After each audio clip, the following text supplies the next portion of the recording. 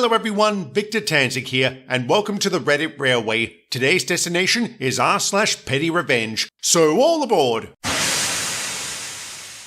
Many years ago, I had moved to a new city to pursue my dream of being a jazz singer. I shared a few recordings with a super talented band leader who invited me to sit in on a few songs. This was a great opportunity to perform in front of a live audience and connect with other players. He asked me to pick 3 jazz songs and his band would provide the music. So I picked 3 songs and practiced every day. The big night came and I was very nervous, especially after I saw how crowded the club was. I wasn't meant to perform until later in the night. In the meantime, the band played a variety of jazzy tunes. During the breaks, the leader would come over to my table and talk to me. The last time he did, this really tall and pretty woman immediately filled his seat. Apparently, the band leader had also invited her to sing tonight. She also wanted to welcome me to the town since she had been there for a couple of years. "We chick singers have to stick together," she said with a beautiful smile. We chatted for a bit before she asked what songs I was going to sing. She was really charming, so I told her. The band leader soon called her up to the stage, and when she began to sing, my jaw hit the floor. She was singing the songs I had picked. I couldn't believe it. She had acted friendly towards me just so she could milk me for information. I felt so humiliated, especially since I'm sure she was singing at least one of those songs directly to me just to twist in the knife. The band leader noticed something was wrong, but didn't know what.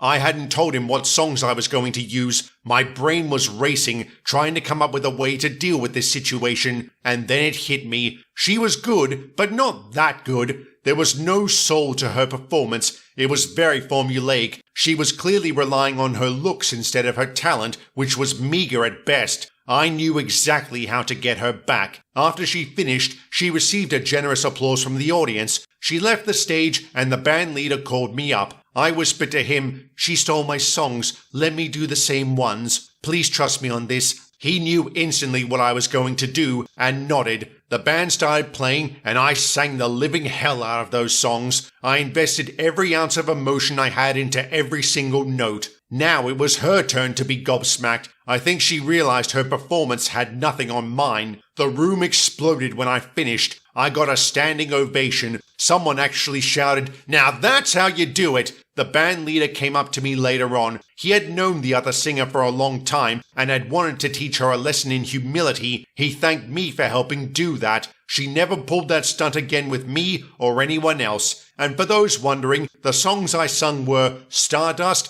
Darn That Dream, and Don't Get Around Much Anymore. Alright, I've never heard of any of those, but my knowledge of music is non-existent. Nicely done, OP. Just goes to show substance beats style every time.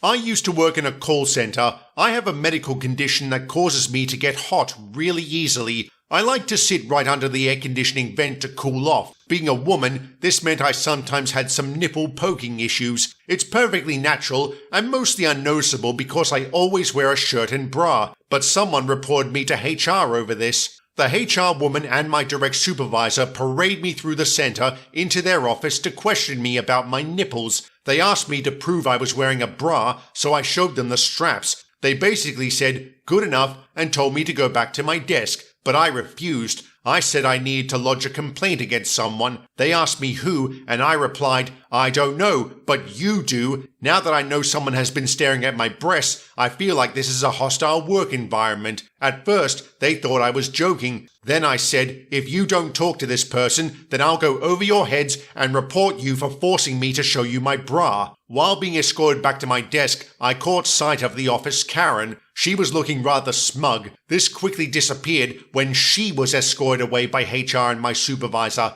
I don't know what happened in the office, and I don't care. I just wanted to know who reported me, and now I had my answer. Since it was a very slow day, all of my co-workers started asking me what was going on. I told them what happened, adding that Karen must be fascinated with my breasts. FYI, everyone else confirmed they hadn't noticed my nipples. When she came back from HR, everyone in the room was glaring at her. They knew what she had done. She wasn't fired, but was basically ostracized by the entire staff. Nobody would talk to her. Whenever she tried to join a conversation, people would go quiet. Some would loudly whisper near her cubicle, "Shh, don't say anything or she'll report you." She quit about 2 weeks later. Edit. For those saying I should sue, this happened about 7 years ago and the company no longer exists. I didn't want to sue back then because the company was pretty new. The HR lady and supervisor were in their 20s and were still settling into their respective roles. It didn't seem like they had been trained to handle this situation and were very confused by it. I didn't want to ruin their lives over it. I don't think they'd ever do it again.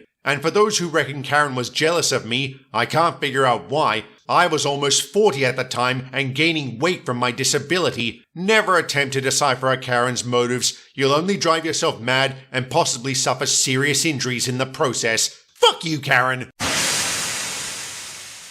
About 10 years ago, when my son was 16, he started skipping school. He was a really good kid in general and had decent grades, but he really hated school. I was a single mum with a career. I had to leave for work before it was time for him to catch the bus, so I didn't even know he was skipping for the longest time. When I did find out, I tried everything you could imagine to make sure he went to school. This was a real struggle. We argued about it every morning. I tried grounding him and even took away his devices, but it didn't do much. I even started dropping him off before driving to work, meaning he was often at school long before it started. Unfortunately, he figured out he could just walk back home. It was a rough time in our relationship. We live in Texas, and if a child doesn't attend school, the parents can be held responsible. The penalty even includes jail time. Eventually, I got a notice from the city that further truancy would result in charges. I was freaking out and showed it to my son. He didn't care. He said lots of parents get these notices and nothing ever happens, so the problem continued. One day, a co-worker announced she was engaged to a local police officer called Greg. He would occasionally visit the office to have lunch with the team, so we were all pretty friendly. During one of these lunches, I offered him a case of beer in exchange for a favor. He agreed. I waited for a day when I knew my son would skip school and called Greg from work. He went to my house and banged on the door yelling, "Police, open up!" When my son answered, Greg gave him a fake warrant for my arrest. The charge was failing to ensure my child attended school. My son told him I wasn't home, so Greg told him to pass on a message. "Tell her that if she doesn't turn herself in, I'll be back to arrest her." He then left and called to tell me it was done. I actually feel bad about what happened next. My son absolutely fell apart. He called me crying. He was barely able to speak when he said the police had a warrant for my arrest. He apologized over and over. When I got home, he was a shaking mess and as white as a ghost. He couldn't even eat dinner. I had planned on telling him the truth when I got home, but decided against it after seeing how upset he was. I told him not to worry. I'd call the city and take care of it. I assured him everything would be okay, that I would not be going to jail. After that, there was never any argument about him going to school. Last year, I finally confessed the whole thing had been staged. Luckily, he's grown up enough to realize what I did was for him, but he was still pretty pissed. In the end, that case of beer was one of the best investments I ever made. I can understand why OP did what she did. It does sound like she tried everything, so what was she supposed to do? Go to jail because her son was being a disobedient shit?